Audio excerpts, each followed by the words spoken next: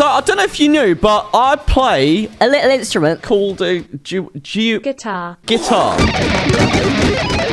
In my time playing guitar, I've listened to a lot of different guitarists. Some are great, some are fantastic, and some are just downright awful. And so we're going to take a look at some guitarists who I think are incredibly underrated and slept on and deserve more love, all right? We're going to do something positive today, and I prepared a list of 10 guitarists who I feel are criminally underrated. We're going to have a little look at them, sort of get to the bottom of why we think they are underrated. Who's heard this riff before? What is that obscure riff you're playing there, Beanley? The guitarist who played it, Richie Blackmore, right? He is incredibly slept on because he was really one of the first guitarists to do the whole, like, neoclassical thing. This shit is, like, shreddy as fuck. 1972. Absolutely crazy. Tasty as fuck, man.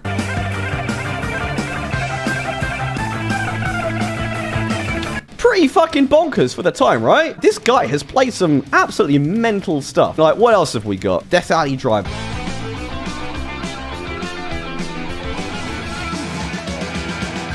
A little sweep as well. Look, that sweep. I think it doesn't really hit all the notes, but still. Another one, my favorite Richie Blackmore solo of all time, Gates of Babylon.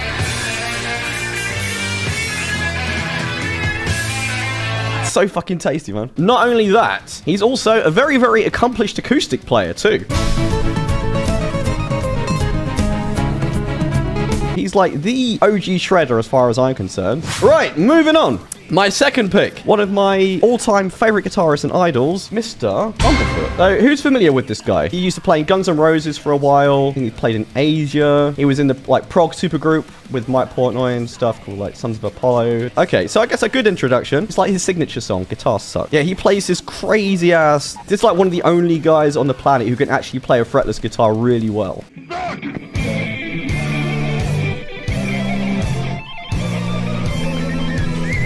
On his picking hand, he uses like a sewing thimble to tap above where the fretboard ends so he can like get more notes. Crazy creative. It's a good example of a solo where he's doing shit with it. It's called Vomit. He has this really, really like wacky style.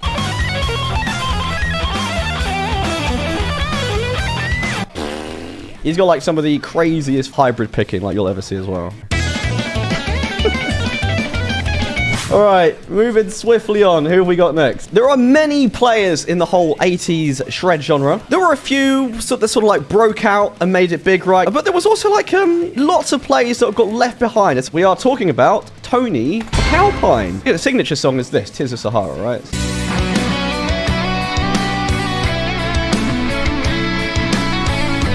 That phrasing, man, it's like, mwah! Everyone asks me, like, oh, give me some examples of great phrasing. You know, this is like an amazing example you could show someone. Hundreds of Thousands, like another one of his popular songs. Got a whole, like, speed belt, like, there we go.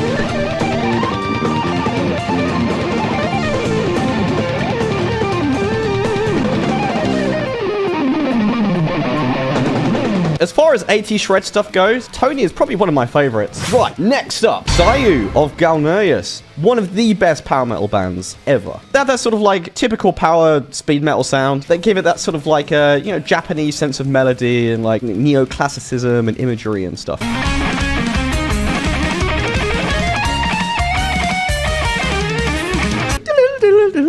And like this guy just like shits out amazing melodic solos.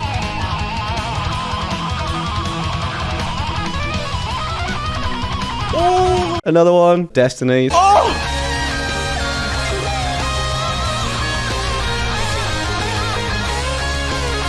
It's so fucking cheesy and like anime as fuck. But oh my god, man. It's like violently Japanese. It's so good, man. So, going slightly into the sort of like jazz fusion-y realm now. This fella, Sean Lane. Everyone knows Sean for his very, very, very insane fast licks. Even by today's standards, this is like obscenely fast. Yeah, so unfortunately, he was sort of like pigeonholed into just like a guy who does this like freakishly fast shit, which is a shame because like this guy is one of the biggest musical talents like the world has ever seen. Believe it or not, he could play piano as good as he could play guitar. But this guy wrote some of the most beautiful melodic guitar music like you'll ever hear.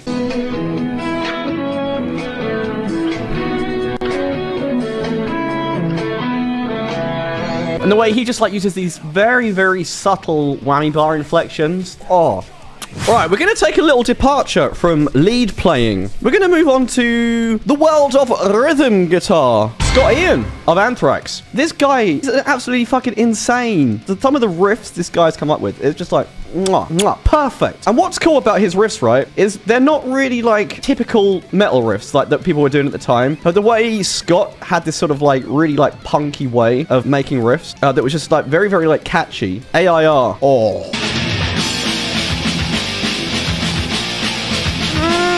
Like, it's so fucking painfully simple that it's almost like comical, but they're just so memorable and just got the tone. It's like so tight and chunky and like, oh, just gives you so much fucking energy, man. This album is like fucking riff heaven. How fucking dummy simple this riff is, right? It's like a fucking nursery rhyme. Do-doo, do-doo, do-doo. So, we're moving back into the realm of 80s shred glam territory, I suppose. There was a lot of really, really mid shred guitarists of that time who also like kind of sound the same to me. But out of all those sort of like B-tier like mid bands, there was one guitarist who was like always really stood out for me. We are talking about Europe and John Norum. Absolutely phenomenal band, phenomenal guitarist. See, like everyone knows this, right?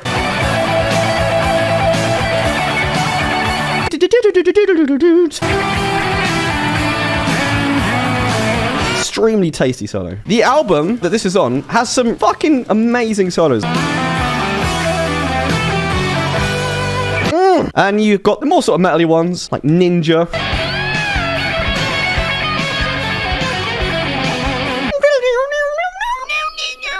I know they're not a particularly, like, cool band, but, like, people don't really talk about them. Right, who do we have next? We've covered mainly older guitar players. I think I want to cover somebody new. Yeah, so he played the solo on this song, Hold On To Love. I thought it was really, really sick.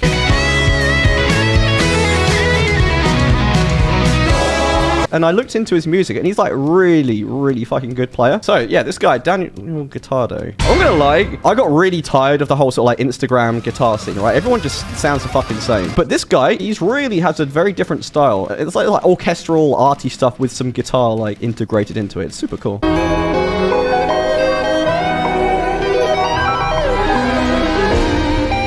Like no other guitar music I've ever heard like sounds like this.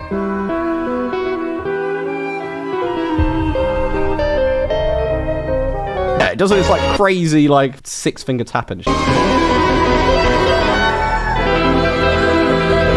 Okay, moving on. Back into the world of heavy metal. Brandon Ellis, yes. Probably my favorite modern metal guitarist. This guy is just absolutely phenomenal. The first time I heard his playing, I was like, fuck. This guy's playing is like what I've been striving to try and do with my playing, right? It's like part Marty Friedman, but more like neoclassical, but also has this kind of like what's like 80s hair metal kind of swagger to his playing as well. My favorite solo of his, and I think the first one that really got me invested in his playing, is Nightbringers. Holy shit!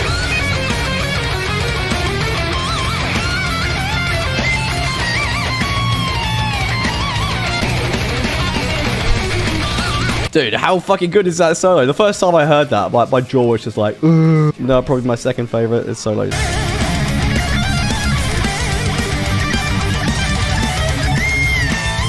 It's just so cool.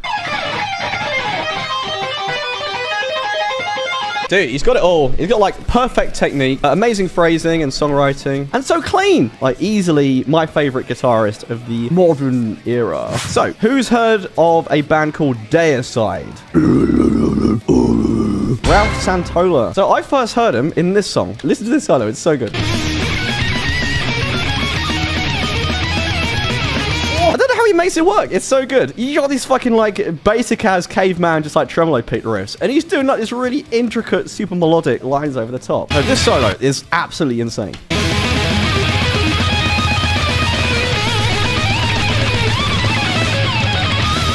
This is like the definition of being overqualified for the job. And it's not just shreddy shit as well. He does some super melodic things on this album as well.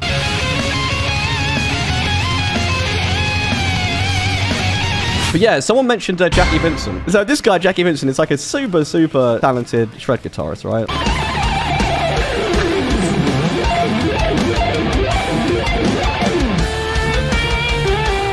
love how he puts like a melodic bit after. Like, trust me, guys, I can play melodically too. So yeah, for some reason, he was in Falling in Reverse for a while.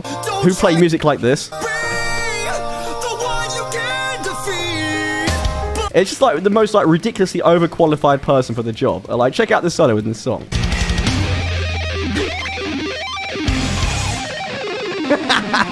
That does not fit the song like at all, but it's fucking great. Robert Fripp, guitarist and ringleader of King Crimson. Yeah, he had a very non-traditional way of playing guitar, frame by frame. Yeah. He wrote these amazing melodies as well.